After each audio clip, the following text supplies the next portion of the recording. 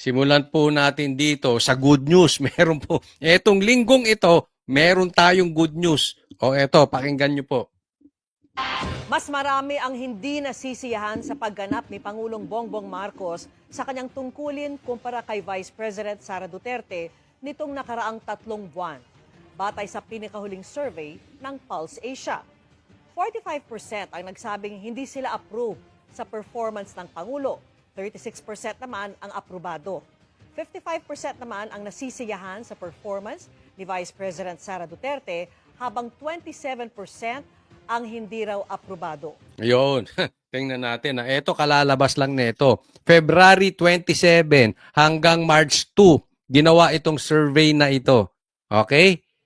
Hindi pa po kasama yung gera dyan. Ha? Etong gerang ito, malakas ang epekto sa pagbagsak ni Bongbong Marcos. Pag hindi niya ito i-handle ng maayos, lalong lalagapak si Bongbong Marcos dito. Tandaan nyo po, hindi maiiwasan ng taong bayan. Gustuhin man niya o hindi, tama man o hindi, ikukumpara siya sa dating administrasyon na handle ni PRRD ng maayos yung COVID. Eto, huhusgahan siya. Kaya itong survey na ito, wala pa to ha. Wala pa yung gera. O, tingnan nyo. Ang aprobado kay Bongbong Marcos, 36%. Ang disapprove, 45%. So, negative. Negative ka, Bongbong Marcos. Buti pa dito, negative ka. Sa Coca-Cola, dyan sa pagiging addict mo, positive ka. Oh, si Sara, positive. Diba? O ilan yan kay Sara? Ha? Parang 20 plus ang pagka-positive ni Sara. Ano? Tama ba? Oo, 20 plus. 28. Positive 28 si BP Sara. Si Bongbong Marcos, negative 9 pagdating sa approval. Oh, pambihira. Oh. Pagdating naman sa trust ratings, 35% ang malaki ang tiwala sa Pangulo, habang 44% ang nagsabing maliit ang kanilang tiwala o hindi sila nagtitiwala sa Pangulo. 54% naman ang nagtitiwala sa bise, mas mataas sa 26% distrust rating niya. Okay, mas masama pa ito. Oh, yung tiwala ng taong bayan kay Bongbong Marcos, 36%. Yung walang tiwala, 44, negative na naman. Daig mo pa yung zero. Buti pa sana zero. Sana nga wala nang nagtitiwala sa'yo. Sana zero.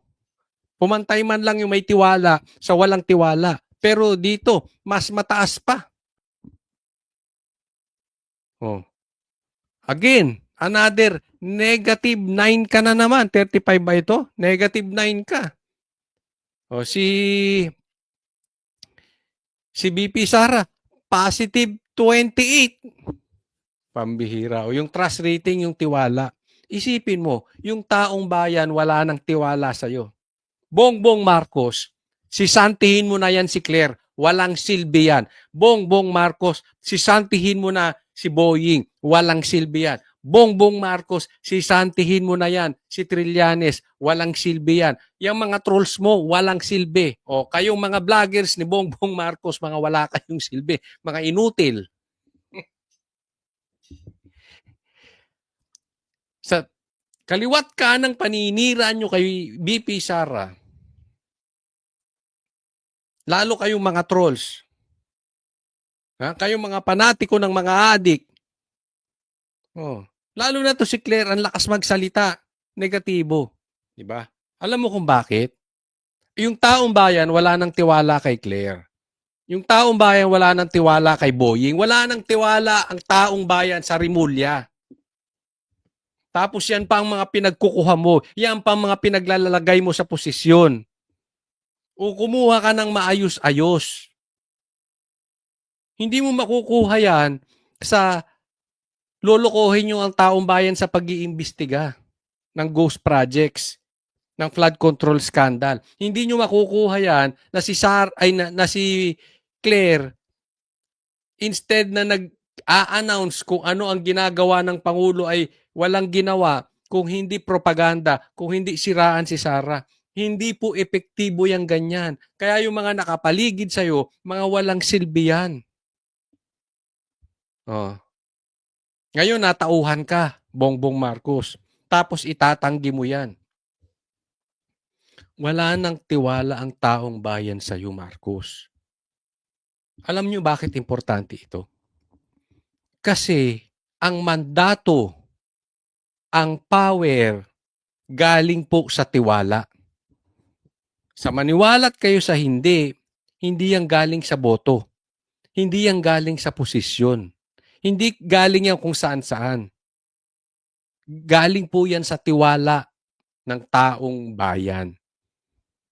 Pag ang taong bayan wala nang tiwala sa liderato, asahan mo, babagsak. Hindi na usapin kung ito ay babagsak o hindi. Ang usapin na lang dito, kailan babagsak. Bongbong Marcos, you will fail. Bongbong Marcos, maaalis ka. Whether you like it or not, until such time, hindi mo makorek itong trust rating. Yan yung sinasabi natin, panayang iwas ninyo sa katotohanan. Bigyan kita ng matinding halimbawa. Sinasabi, adik ka. Instead na harapin mo at magpakalalaki ka, hindi ka parang bakla, Bongbong Marcos. Magpa-drug test. Takot ka magpa-drug test. Akala mo nalulusutan mo taong bayan. Anong resulta? Walang tiwala sa'yo. It's just a matter of time. Matatanggal ka. Hindi po tayo nagsasalita dito ng illegal ha. Binibigyan lang natin ng opinion kung ano ang nangyayari pag ang tao ay walang tiwala sa iyo. Pulse Asia po may sabi niyan. Instead na harapin nyo yung ghost projects, etong mga Marines, ayaw nyong paharapin sa Blue Ribbon. Kaya yan si Lacson, yan si Tito Soto, patanggal mo na yan. Mga walang silbi, mga inutil.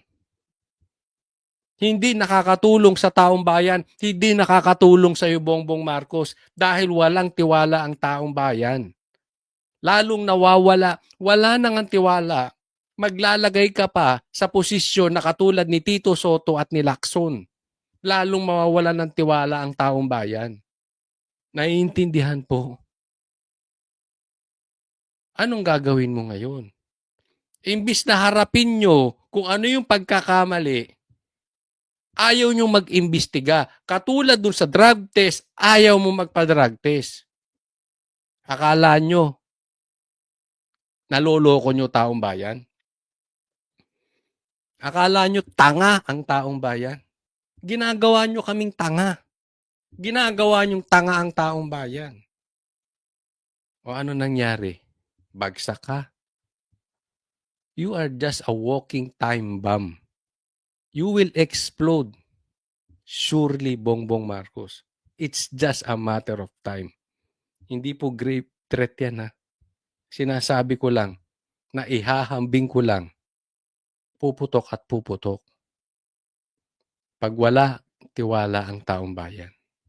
Isinagawa ang survey noong February 27 hanggang March 2, 2026 sa pamamagitan ng face-to-face interviews sa 1,200 representative adults edad 18 pataas. Kaya nga tingnan nyo to.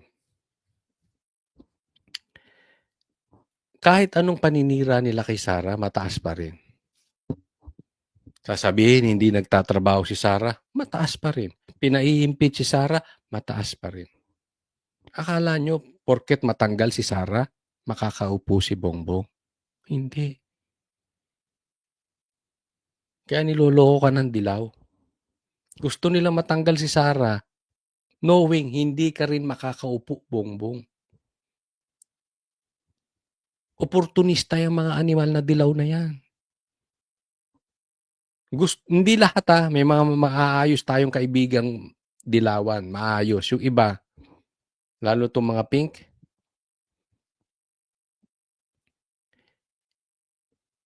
alam nila pag natanggal Sara at hindi naman kaya makaupo ni Bongbong dahil walang tiwala ang taong bayan, yellow pink ang uupo. Yun ang plano nitong mga ito. Pero akala nyo ba maalis si Sara?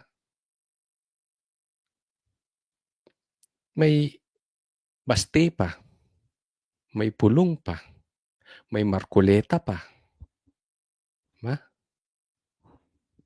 Ang dami. Dahil wala nang tiwala sa pula at saka sa dilaw. May error margin na plus-minus 2.8% ang survey at confidence level na 95%.